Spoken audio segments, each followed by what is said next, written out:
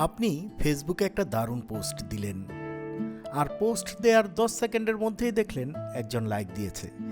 গিয়ে দেখলেন আর কেউ না, আপনি নিজেই। নিজের পোস্টে নিজের লাইক। ব্যাপারটা কেমন? আত্মবিশ্বাসের পরিচয়, নাকি একটু বাড়তি ভালোবাসা নিজের প্রতি? আজকে আমরা জানব নিজের পোস্টে নিজেই লাইক দেওয়া মানুষেরা আসলে কেমন হয়। যারা নিজের পোস্টে নিজেই লাইক দিয়ে থাকেন তারা সেটার পক্ষে কিছু যুক্তি দিয়ে থাকেন। চলুন শুরুতেই ওনাদের বলা কিছু মজার লাইন দেখি। আমি নিজে লাইক না দিলে কে দেবে? এমনটা যারা বলে থাকেন তারা নিজেদের আত্মনির্ভর ভাবেন। পোস্টটা দারুণ হয়েছে, নিজেই ফ্যান হয়ে গেছি। আগে আমি লাইক দিই, তাহলে অন্যরাও উৎসাহ পাবে। আসলে এমন লাইনগুলো বলা মানুষেরা ফেসবুকের এক একজন সুপারহিরো, যারা নিজের মনের উপর সম্পূর্ণ নিয়ন্ত্রণ রাখেন। আবার তাদের নিয়ে অনেকে বলে এই মানুষগুলো বড়ই অদ্ভুত। কেউ কেউ বলে, না ভাই, আমি তো পারি না নিজের লাইক নিজে দিতে, তাই দেই না। এবার একটু সিরিয়াস হই। মনোবিজ্ঞানীরা বলেন সোশ্যাল মিডিয়ায় নিজের পোস্টে নিজে লাইক দেওয়া অনেক সময় আত্মমর্যাদা ধরে রাখার চেষ্টা হতে পারে।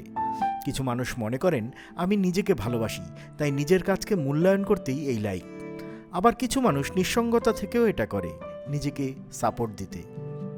একটা থিওরি বলে এটা আত্মবিশ্বাসের নিদর্শন, আরেকটা থিওরি বলে এটা আত্মসম্মানের ঘাটতির ছাপ। তবে সমাজ কি ভাবে এসব?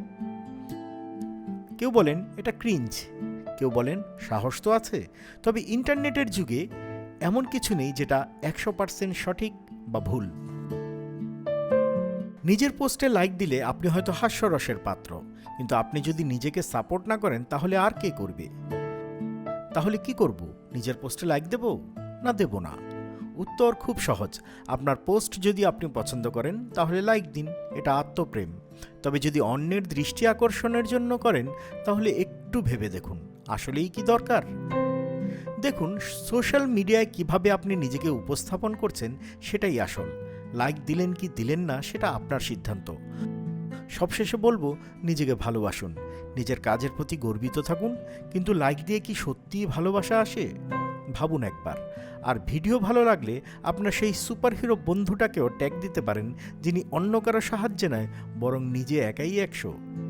সবশেষে বলবো, নিজেকে ভালোবাসুন, কিন্তু ভার্চুয়াল ভালোবাসায় হারিয়ে যাবেন না।